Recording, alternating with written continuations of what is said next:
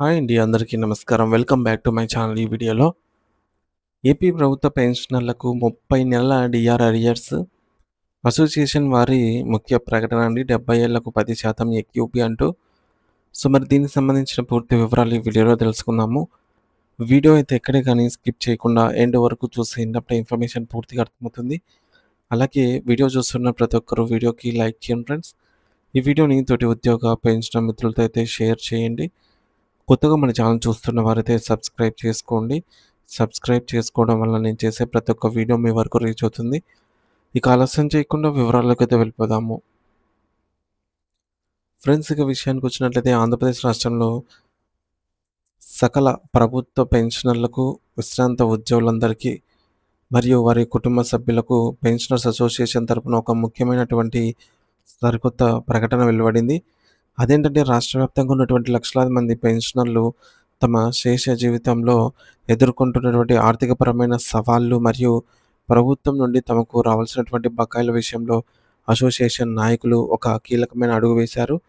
మరి చాలా కాలంగా పెండింగ్లో ఉండి పెన్షనర్ల ఆశలను నిరాశపరుస్తూ ఉన్నటువంటి దాదాపు 30 నెలల కాలానికి సంబంధించిన డీఆర్ అరియర్స్ బకాయిల చెల్లింపు గురించి తాజా అప్డేట్‌తో పాటుగా వృద్ధాప్యంలో ఉన్నటువంటి పెన్షనర్లకు కొండంత అండగా నిలిచేందుకు additional quantum of pension AQP పునరుద్ధరణపై అసోసియేషన్ ప్రతినిధులు తీసుకున్న నిర్ణయాల వివరాలను ఇప్పుడు మనము చర్చించుకుందాం. ఏపీ ప్రభుత్వ పెన్షనర్లకు సంబంధించి అనేక రకాల సమస్యలు, వారు ఎదుర్కొంటున్న తీవ్ర ఆర్థిక ఇబ్బందులు మరియు చాలా ఏళ్లుగా పరిష్కారానికి నోచుకోని అత్యవసర డిమాండ్లను సత్వరమే అంటే వీలైనంత త్వరగా పరిష్కరించాలని కోరుతూ ఏపీ జేఏసీ చైర్మన్ గారికి పెన్షనర్స్ అసోసియేషన్ ప్రతినిధులు ఒక అధికారిక వినతి పత్రాన్ని స్వయంగా అందజేశారు. ఈ వినతి పత్రంలో కేవలం డిమాండ్లు మాత్రమే కాకుండా పెన్షనర్లు ప్రస్తుతం పడుతున్న బాధలను, వారి మానసిక వేదనను కూలంకషంగా వివరిస్తూనే ప్రస్తుత ప్రభుత్వం చేస్తున్నటువంటి కొన్ని మంచి పనుల పట్ల తమ కృతజ్ఞతను కూడా బహిరంగంగా చాటుకున్నారు. గత కొన్నేళ్లుగా పెన్షన్లు ఎప్పుడొస్తాయో తెలియక నెల ఆఖరు వరకు ఎదురుచూసిన పెన్షనర్లకు ప్రస్తుత కూటమి ప్రభుత్వం వచ్చిన తర్వాత ప్రతి నెల 1వ తేదీనే పెన్షన్ డబ్బులు నేరుగా బ్యాంకు ఖాతాల్లో జమ చేస్తుండటంపై అసోసియేషన్ నాయకులు ప్రభుత్వానికి ప్రత్యేక ధన్యవాదాలైతే తెలియజేశారు. అయితే పెన్షన్ 1వ తేదీనే రావటం వల్ల వృద్ధాప్యంలో అనివార్యమైనటువంటి మందుల ఖర్చులు, ఇంటి అద్దెలు మరియు నిత్యావసర వస్తువుల కొనుగోలుకు ఎంతో సౌకర్యంగా ఉందని, ఇది తమకు మానసిక ప్రశాంతతను ఇస్తోందని అయితే వారు సంతోషం వ్యక్తం చేశారు.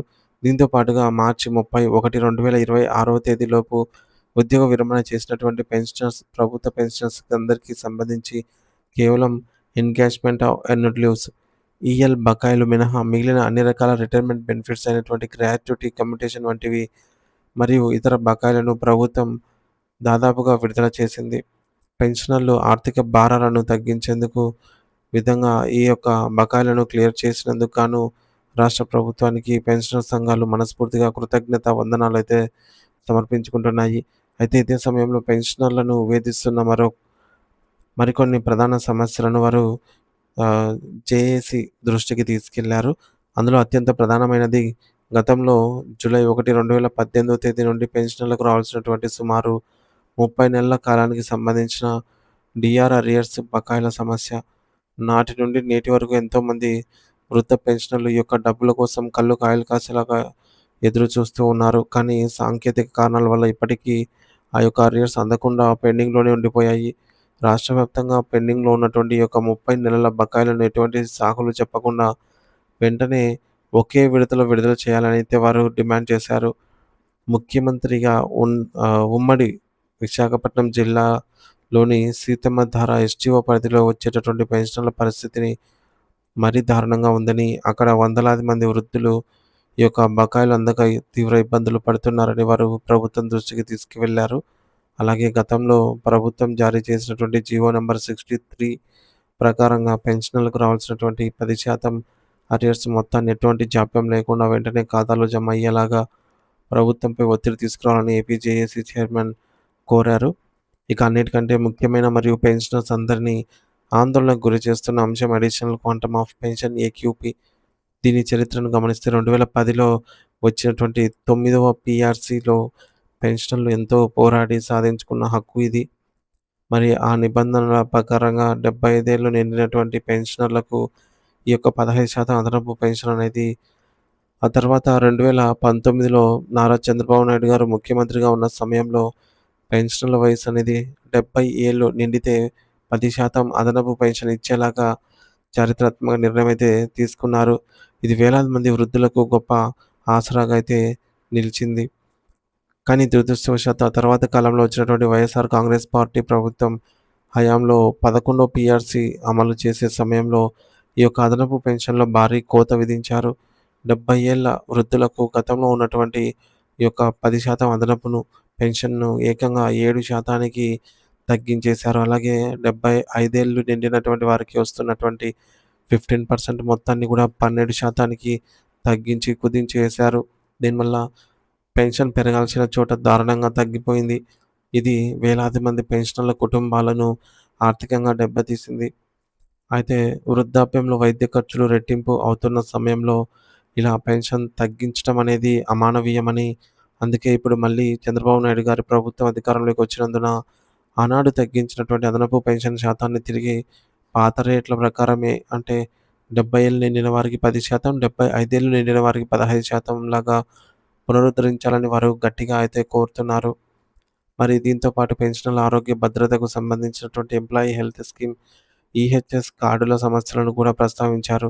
రాష్ట్రంలోని అన్ని కార్పొరేట్ మరియు ప్రైవేట్ హాస్పిటల్స్‌లో ఎటువంటి నగదు చెల్లించాల్సిన అవసరం లేకుండానే ఈ యొక్క కార్డులు అమలయ్యేలాగా ప్రభుత్వం కఠినమైన ఉత్తర్వులు జారీ చేయాలని అయితే విన్నవించారు. ప్రస్తుతం చాలా ఆసుపత్రులు ఈ కార్డులను అంగీకరించడం లేదని, దీనివల్ల అత్యవసర సమయంలో పెన్షనర్లు ప్రాణాపాయ స్థితిలో పడుతున్నారని ఆవేదన వ్యక్తం చేశారు. అలాగే మెడికల్ రియంబర్స్‌మెంట్ యొక్క గరిష్ట పరిమితిని ప్రస్తుతం ఉన్నటువంటి రూ. 2,00,000 నుండి రూ. 5,00,000 కన్నా పెంచాలని డిమాండ్ చేశారు. ఎందుకంటే ప్రస్తుత కాలంలో వైద్య ఖర్చులు విపరీతంగా పెరిగిపోయాయి. సో, చివరగా ఏపీ పెన్షనర్స్ అసోసియేషన్ రాష్ట్ర నాయకులు జి. ప్రభుదాస్ గారు మరియు డి. వెంకటేశ్వర్లు గారు సంయుక్తంగా సమస్యలన్నిటిని ఏపీ జేఏసీ నాయకత్వానికి వివరించి తక్షణ పరిష్కారం కోసం అయితే ఉద్యోగ మరియు పెన్షనర్ సంఘాన్ని ఉమ్మడిగా ఏకతాటిపైకొచ్చి ఈ యొక్క బర్నింగ్ సమస్యలన్నిటిని ముఖ్యమంత్రి చంద్రబాబు నాయుడు గారి దృష్టికి తీసుకొని వెళ్ళి తమకు న్యాయంగా రావాల్సినటువంటి అదనపు పెన్షన్ మరియు పెన్షన్ బకాయిలను సాధించుకోవాలనేటటువంటి ఉద్దేశం బలపడిందనే చెప్పొచ్చు. బలమైన సంకల్పంతో అయితే వీరు ఉన్నారని స్పష్టం చేశారనమాట.